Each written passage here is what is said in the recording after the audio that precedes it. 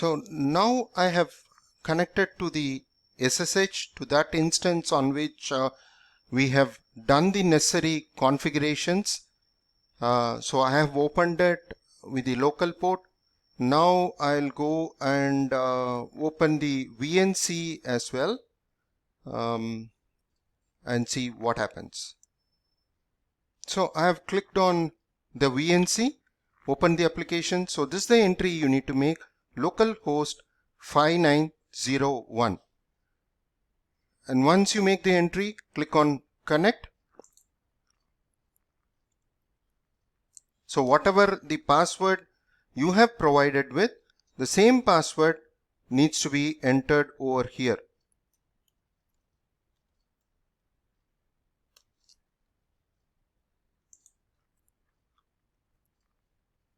Okay, now we have come to this stage. So it has logged in. So this is a first time screen. So English. So say next.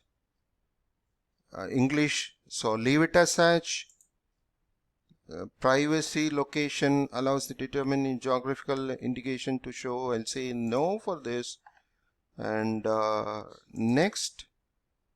So I will skip it, not needed. So we are almost done. So start using the Oracle Linux server. So now we are inside the Linux server. So for example, you can now use inside this one also, you can use the terminal. So you can use the terminal inside the GUI as well. So that's about it. So we have installed the necessary applications or necessary like GUI server with GUI, and then the VNC server we installed. We then started the VNC server, and then we had made the configuration of the VNC server, and then we made entry into the firewall. Then we downloaded the VNC viewer, and finally made changes to PuTTY, and finally we were able to connect to the PuTTY. We were able to connect through the VNC viewer into the GUI, Linux GUI of the server.